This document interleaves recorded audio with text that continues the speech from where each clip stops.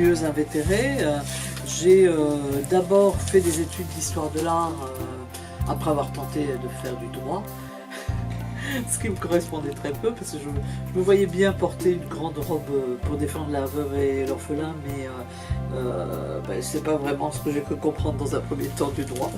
Donc j'ai bifurqué sur quelque chose qui m'intéressait, c'était la culture, et j'ai donc poursuivi des études d'histoire de l'art parce que en fait m'intéressait infiniment la peinture, mais il fallait trouver une branche où je pouvais aussi transmettre parce que j'étais aussi un peu frustrée à la fois sur le plan féminin et sur le plan ouais, on va dire féminin, c'est-à-dire qu'on m'avait dit que de toute façon ce que je voulais faire c'était pas fait pour moi, donc la peinture c'était pas fait pour moi, déjà parce que j'étais une femme et que bon, le monde de l'histoire de l'art est principalement régi par le domaine masculin. Et moi j'ai dit ben non, moi je veux que ce soit pour moi parce que c'est essentiel à mon mode de vie, c'est essentiel au contact entre les différentes civilisations. Pour moi c'est l'art, voilà. Donc j'ai commencé par faire des études d'histoire de l'art que j'ai assez bien menées, et ensuite donc j'ai commencé à travailler un peu dans les musées. En parallèle de tout ça, donc j'avais une pratique de peintre régulière, avec des thématiques qui m'étaient tout de suite très, là aussi très proches, très intimes, très femmes et très conditions de la femme. Et puis comme j'ai commencé tout ça dans les années 70-80, c'était le moment où on parlait beaucoup du féminisme. Et puis j'ai tout de suite commencé à découvrir donc les ouvrages consacrés aux femmes peintres. Et puis je me suis dit, ben voilà, ben, je ne suis pas la seule. Et puis il y a vraiment un terreau, il y a des choses très intéressantes. Et puis pour moi, chaque peinture ou chaque travail que j'entreprends est un effet un peu de miroir, mais de miroir en kaléidoscopique, dans lequel je me reflète, mais je me reflète en même temps sous différents aspects, mais au regard aussi d'un environnement que je n'aurais pas perçu si je n'avais pas utilisé le kaléidoscope. Et je me rends compte donc qu'il y a plein de résonances de moi avec d'autres individus, qu'ils soient d'ailleurs mâles ou femelles, et que les thématiques qui sont les miennes touchent beaucoup de gens. Dans ma peinture, c'est sûr, il y a toujours eu de la revendication. C'est pas une peinture qui se veut violente, mais le fait que pendant plusieurs années, j'ai pris un engagement qui était très rouge. C'était pas politique, ça pourrait le rejoindre, mais c'était surtout parce que le rouge était à la fois cette couleur séductrice et taboue, et cette couleur qui était aussi qui marquait aussi le féminin dans l'essence même du corps de la femme, et qu'on essayait parfois de cacher, ou qui effrayait ou qui choquait. Alors je suis par mes origines, je suis slave, enfin voilà, on dira polonais, immigré polonais, mais c'est multiple, c'est-à-dire que je ne suis pas sûre que je n'ai pas quelque part des ancêtres turcs, que j'ai pas quelque part, parce que on était dans une famille où il y avait de la musique, et de la musique qu'on jouait d'oreille, mais qu'on jouait assez bien, qu'il n'y aurait pas quelque part des origines turques, des origines tziganes, des origines roumaines, après je ne sais pas, le mélange des origines allemandes. Donc tout ça fait une espèce d'étrange mélange, et donc voilà, comme dirait Arnaud, putain, on est des Européens. Au moins, voilà, parce que c'est quand les peuples que j'ai cités étaient aussi des peuples qui se sont déplacés et qui ont, forcément, qui se sont conquis, qui se sont dominés, mais qui visiblement se sont rencontrés, puisque j'ai beaucoup de mélange dans mes ascendances. Alors j'ai ce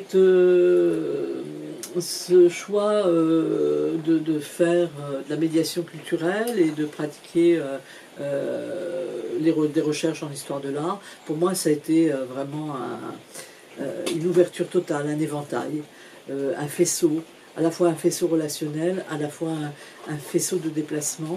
Et donc ça m'a permis d'avoir le goût justement du voyage. Je continue mais je me déplace pratiquement essentiellement pour aller voir de la peinture.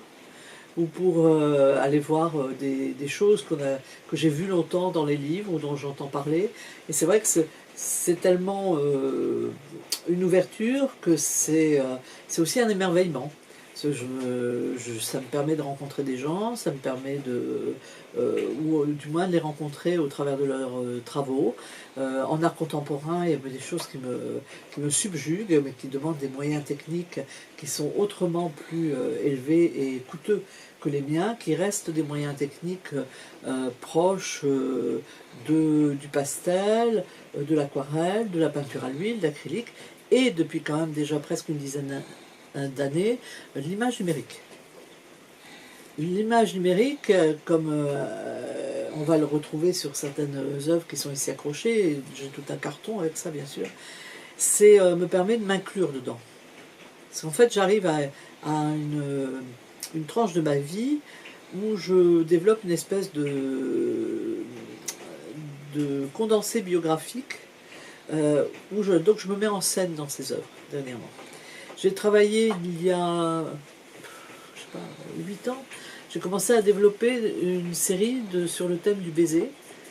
Alors je l'ai développé sur le thème du baiser, alors certains trouvent que c'est un peu mièvre. Pour moi pas, puisqu'en effet un des grands baisers de l'histoire de l'art c'est le baiser de Gustav Klimt quand même, mais qu'on a aussi bien sûr le baiser de Rodin, enfin, et que pour moi aussi c'est à introduire la notion du cinéma dans mon travail. Donc j'ai commencé à travailler sur ce que j'appelle des bisous, mais en fait ce sont des baisers, ce sont des personnages qui s'embrassent, je parle d'images très souvent cinématographiques, où des gens donc s'enlacent, s'embrassent, et c'est aussi un travail sur la vanité. Parce que j'ai aussi j'ai travaillé beaucoup la nature morte, j'ai travaillé sur le sang, et donc je suis aussi dans quelque chose qui se veut très charnel, qui parle du fruit à la fois dans sa plénitude, dans sa séduction, puis dans sa décomposition. Ce fruit est souvent associé dans mon travail avec le corps. C'est-à-dire que on ne sait plus parfois si on est en train de contempler une nature morte présentant juste des rondeurs séductrices et à goûter, juteuses, ou si on est dans des rondeurs qui sont des rondeurs de corps de femmes, de corps masculins aussi, pourquoi pas. Mais donc j'ai toujours cette idée il y a quelque chose en moi qui doit venir de mon éducation, qui est de cette réflexion sur la vanité, c'est-à-dire sur la fragilité des apparences, sur le temps qui passe, sur à la fois la séduction, l'inévitable, on va dire à un moment répulsion, l'inquiétude, les choses qui semblent magnifiques et éternelles et qui vont brusquement devenir fugitives et disparaître. Et l'idée du baiser de cinéma, c'est ça aussi. C'est-à-dire que j'aime bien cette idée du film, ces films un peu anciens, où quand les gens commencent à s'embrasser, arrive le mot fin, et où les choses se clôturent alors que ça devrait être un début, mais en fait, au cinéma, c'est fini. Donc j'ai travaillé sur cette idée d'abord du bisou de cinéma, donc il y en a quelques-uns, et puis c'était l'idée aussi de travailler avec le numérique, et avec cette idée qu'aujourd'hui des gens doutent en effet de la pérennité des œuvres numériques, même quand elles sont imprimées. On a fait, en ce qui concerne mes œuvres, on a fait des tests de pérennité, donc avec le type d'ancrage et le type de papier qui est le mien, normalement c'est garanti jusqu'à, on va dire, 150 ans, donc dans 150 ans, à mon avis, moi je ne serai plus là, les autres je ne sais pas, ils ont peut-être des prétentions, mais moi je suis sûre que je ne serai plus là. Et tout ça m'intéresse parce que ça renvoie aussi à l'histoire de l'art. D'une certaine manière, si on considère la production graphique et peinte, il faut la considérer, à mon avis, depuis Lascaux, et on va se rendre compte qu'on a toujours des gestes qui sont similaires, des empreintes dans son travail, à la fois une fascination pour saisir dans un travail de peinture des fragments du réel que l'on aimerait posséder et qui nous échappent, qu'on a dans nos outils le fusain, qu'on a le même rapport parfois aux accidents de surface qui permettent d'utiliser le volume d'une surface pour réaccentuer certains signes que l'on veut laisser passer dans son travail. Régulièrement, donc, les artistes se sont penchés sur des civilisations qui pour eux étaient plus ou moins oubliées, inconnues, et qu'en fait on retrouve des similitudes. Moi aussi j'aimerais éventuellement beaucoup voyager, mais je commence à avoir un âge où certains voyages, j'y réfléchis parce que bon, la chaleur, tout ça, ça me convient quand même pas très très bien. Mais je suis fasciné par des artistes comme Barcello qui sont partis travailler en Afrique. J'ai pas de limite. Par exemple, une personnalité comme celle de Yann Fabre, que j'ai découverte quand moi j'avais 24 ans, donc on devait avoir lui et moi le même âge, et il avait présenté dans le cadre du Festival de Lille un spectacle qui s'appelait les performances, pas les performances, mais les folies théâtrales. Et ça, pour moi, c'était une claque, quoi. Je me suis dit, mais c'est ça que je voudrais faire. Pour moi, la peinture, c'est un espace de liberté totale. Et quand on m'interroge en me demandant pourquoi je n'ai pas choisi de devenir chanteuse lyrique, alors que j'ai un physique, et en effet, j'avais une matière qui me permettait un matériau, hein, ma voix, qui me permettait d'envisager une carrière éventuellement, moi je veux être libre. Et ce que j'ai bien compris, c'est qu'en effet, dans des productions à multiples personnages, on n'est pas si libre que ça, puisqu'il y a des règles à respecter et qu'il faut aussi beaucoup travailler dans la répétition, beaucoup s'astreindre pour finir par être un tout petit peu libre au moment où la voix, certes, est enchanteresse et bouleverse le public ou l'auditeur, mais moi, je voulais quelque chose où j'étais mon propre maître. Et en peinture, on est son propre maître. C'est-à-dire que c'est ce que je dis aussi à mes élèves, c'est que dans la peinture, on a le droit d'être génial tout seul et on a le droit de se bourrer tout seul. Mais en tout cas, on n'engage pas une troupe sur ses traces et on n'est pas sur quelque chose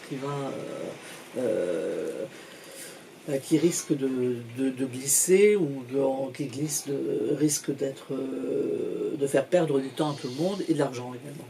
Donc j'ai travaillé sur le corps et le décor, et puis donc beaucoup avec ces matériaux d'adjonction que j'ai fini par crever, par coller. C'est-à-dire par exemple l'œuvre noire qui est là, c'est un cri, c'est ce que j'appelle un cri, donc à la fois une béance, et j'ai élargi en effet cette idée de l'opéra à la dimension donc du cri, parce que en effet quand on observe les chanteurs, souvent on se dit quand on connaît bien ce qu'ils doivent chanter, on se dit mais là il y a tel passage, mais là il y a telle note, est-ce qu'il va y arriver? Tu vois, je suis toujours en train de regarder, elle va passer, elle va pas passer sa voix. Elle peut pas. Et cette notion du cri, c'est aussi dans beaucoup d'espaces la possibilité de s'exprimer sans respecter des conventions. Et c'est à la fois c'est un plus parce que dès qu'on crie ou dès qu'on chante, tout le monde te regarde. Forcément, quand tu fais de la peinture, tu peux faire la peinture tout seul dans ton coin. Mais moi, j'aime bien ce temps aussi suspendu, ce temps confidentiel, ce temps où on est seul en train de réfléchir à ce qu'on va pouvoir créer sur une toile, Enfin voilà, de toute façon il y a énormément de choses à dire, puisque là aussi je me suis mise à l'œuvre numérique, parce que comme je peux faire des œuvres immenses, j'ai fait des œuvres qui faisaient 5,50 m de haut sur 18 mètres de long.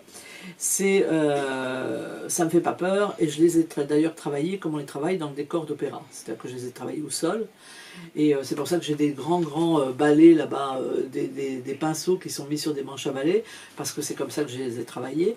Et venant là, je me suis dit, bon, il y a un moment où c'est bien beau les 17 mètres sur 3,30 m ou les 5,50 m sur 18 mètres, mais peut-être que ma grande, tu vas pas pouvoir le faire tout le temps. Donc je me suis dit, il y a un truc et puis ça c'est une espèce de tout, parce que je me suis dit, voilà, ça pourrait être du décor d'opéra, et ça pourrait bouger, ça pourrait être de la vidéo projetée, ça pourrait être du mapping, aujourd'hui, ce qu'on fait en parlant du mapping. Et je me suis mise au numérique aussi à cause de ça, en me disant peut-être qu'un jour finalement ce qui m'obsède pourrait se réaliser. J'ai aussi un autre projet, hein, parce qu'avec l'œuvre numérique, les dessins en mouvement, ma voix, ça fait plusieurs années que je me suis dit qu'à un moment je réaliserais une vidéo qui pourrait être en effet projetée dans de très grands espaces, où j'utiliserais en effet l'improvisation vocale et des œuvres de moi qui seraient en mouvement et qui iraient éventuellement dans la mouvance, dans le déplacement dynamique, mais aussi dans l'anéantissement. Cette idée de la vanité que j'évoquais tout à l'heure, elle est toujours présente. Il y a toujours quelque chose qui touche à ce qui est présent et qui peut à l'instant suivant disparaître. Mais à la fois qui peut disparaître ou se reformer différemment. Et j'ai dans mes références, j'aime beaucoup le bouddhisme, j'aime beaucoup Milarepa, et que j'avais découvert au moment où, étudiante, je faisais des recherches sur Constantin Brancusi, qui lui-même était passionné par Milarepa, et qui, cette phrase de Milarepa qui dit les nuages et les montagnes sont mutables de même que les rochers, m'a toujours fascinée. Et c'est dans tout le travail, en fait, je cherche aussi cette idée des choses qui peuvent être en transformation et des choses que l'on nourrit de son vécu, des choses qui nous ont été données, mais que l'on transforme soi-même pour aller vers autre chose. Avec une thématique qui est celle, en effet, bon, la vanité, elle se retrouve dans les pastels tendres avec le petit papillon, hein, le petit oisillon. Puis tu vois, je déconne pas quand je dis que j'ai besoin aussi du réel, c'est-à-dire que j'ai en effet ici, j'ai deux, si tu regardes là, sous mon portrait, tu fais une prise de vue, tu verras, il y a 2 grenades qui sont là. Régulièrement, j'ai besoin d'avoir soit des fleurs, soit des fruits, des légumes, des machins. Donc là aussi, alors après, tu as différentes qualités de papier, donc ça génère différents grains dans la réalisation. Mais ça, c'est du pastel tendre. Vraiment. Avec pour les plus aboutis des camaïeudes rouges que tu verras pas aujourd'hui parce que j'en ai pas en réserve, j'en ai plus en réserve, mais qu'on retrouve un peu dans l'esprit, si tu veux, de ce que tu as là-haut, tu vois, mais qui là est traité à l'huile. Donc tu vois là, ça, même idée. Et là, c'est multicolore, c'est, on va dire aussi que je me fais plaisir. Dans la danza della realtà, la mère du personnage d'Alexandrino qui chante en... Parce que elle ne sait pas faire autrement, donc elle lui raconte sa vie en chantant. Alors si tu veux, moi je peux te le faire comme ça en te disant oui, alors voilà, je fais de la peinture parce que je n'ai pas voulu faire du chant lyrique dans des normes très conventionnelles. Cependant, cette voix m'a beaucoup servi de carte d'identité et elle m'a aussi un tout petit peu bloqué parfois parce que j'avais envie d'utiliser beaucoup de matériaux, beaucoup de médiums, beaucoup de possibilités techniques et qu'il fallait extraordinairement me protéger. Il ne fallait pas que j'avale la moindre goutte de fixatif. Il ne fallait pas que je respire la moindre brume d'essence de térébenthine. Il ne fallait pas que j'ai un petit oiseau qui secoue ses plumes et qui risque de perturber l'air que j'avais dans les poumons. Donc voilà, c'est comme ça que je fais de la peinture, parce que là je suis entièrement libre, libre comme un oiseau. Oh, un oiseau? Mince alors, un oiseau. Ça chante un oiseau? Ok. Bon, zut alors, je m'en sentirai jamais. Je vais devoir me secouer les plumes.